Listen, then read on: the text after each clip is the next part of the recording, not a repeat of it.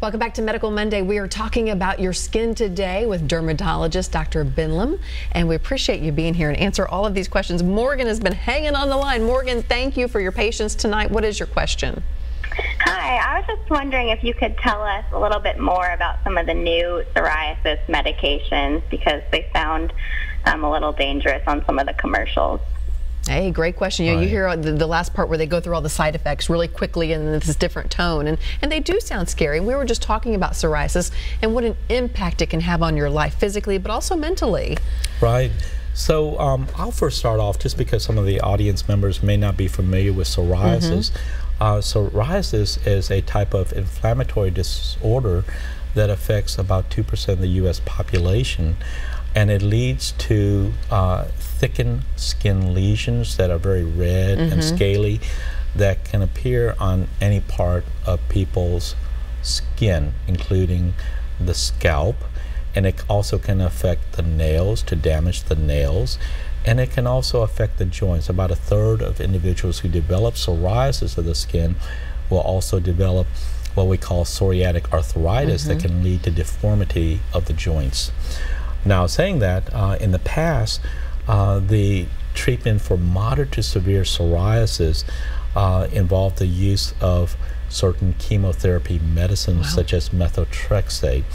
And while we would use it for people with severe disease, dermatologists as a whole, we were concerned about long-term effects of using such a chemotherapy medicine for skin disorders.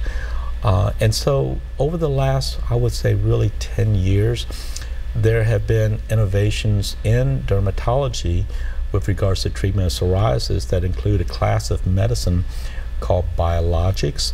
And these are medicines that very selectively affect the part of the immune system that is overactive, that leads to the proliferation of skin cells where the skin gets to be too thickened. It also has benefits for the joints, because if people have psoriatic arthritis, a number of these biologics also help prevent damage to the joints and alleviates the symptoms of joint disease. Now, the people who are familiar with biologics will know that the FDA officially classifies them as immunosuppressive medicine.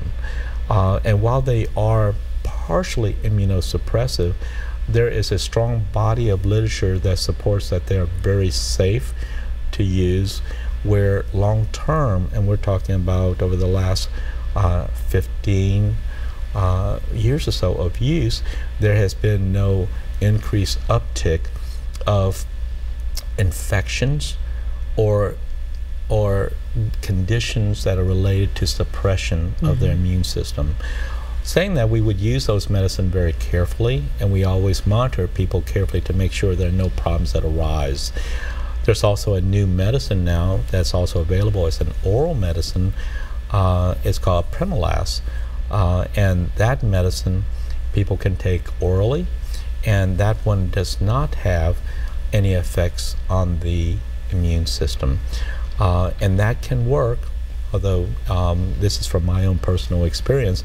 I do find that the biologics work much better. People have more severe disease than that oral medication, but it's certainly treatment options. Then you also have other options that are unique, that for localized conditions, let's say of the scalp, we can use actually a laser. There's a laser that's FDA approved to treat localized psoriasis in different body areas. Is it pretty effective? It absolutely can be very effective, and it's called the excimer laser. The biggest potential downside for people is the fact that they do have to get a series of treatment, and I usually tell people you need to anticipate at least 20 sessions with the laser in order to see good clearing of psoriasis. Is that something that would be covered by insurance? Typically it is. Wow. Typically it is. And certainly there are also newer, higher potency topical steroids and what we call immunomodulatory topical medication that can also be used for more localized area psoriasis without having to go to the more, I quote, high-powered medicines. We've talked about lasers and the ultrasound and the different lights and that sort of thing for different types of treatments, whether it's trying to get the brown spots out or eczema. What kind of pain are we talking about with laser treatment? So it varies. It varies. And I usually tell people if there is no discomfort, then we're probably not making much change in the skin. So most of the time, the level of discomfort is very tolerable.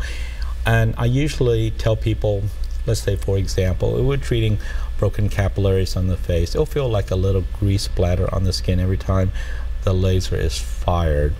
And then the level of discomfort can increase depending upon the setting that we choose to treat more resistant skin conditions. So that can hurt more. Certainly with use of ultrasound, radio frequency energy, pretty much everything has some degree of pain, but they all can be pretty much controlled for the most part, which is topical anesthetic. Now, interestingly, we had talked in an earlier segment about the use of cold energy to dissolve fat. Actually, that probably is one of the least painful procedure because it's a device that clamps an area of unwanted fat. So it actually will cause a numbing of the tissue, and you actually don't feel anything at all. So you're losing fat and you don't feel it. That's right. So it's really interesting in that regard. So it's very well tolerated by people. Very interesting. Okay, Audrey is with us tonight. Audrey, thank you for calling. What's your question? Hi, thank you. Yes, I have some questions about Botox, and I'd like to know how long can I anticipate Botox lasting, and would there be any reason that I wouldn't be a candidate for Botox? Okay, Audrey, let's get those answers. Right. So Botox, or botulinum toxin, has been available in the last 20 years to help with muscles of facial expression that leads to wrinkles such as the frown area, the forehead lines, the crow's feet area. And in general, the effects of Botox is dependent upon how much Botox you use for any one area, because the more relaxation of the muscle that you provide, then the longer it will last, and it can last anywhere between 4 to 6 months. Some people, though, still want to retain some facial expression, so they don't want to have that frozen look. Right. So we can always fine-tune the amount of Botox that is used so that people get a relaxation, but they don't have a frozen expression, so that will look more natural. As far as who can get it, well, pretty much anyone who is an adult. Okay. You want to do this too early. That's right. And also they do not have any history of allergies to any of the components of Botox, or have any rare neuromuscular conditions that would prevent them from getting Botox. And that would be very unlikely, and that's something where whenever someone's contemplating getting Botox injection, they should go in, talk with the dermatologist, and give them their medical history, and then that will help the dermatologist decide if it's appropriate for them and how much to use. Okay.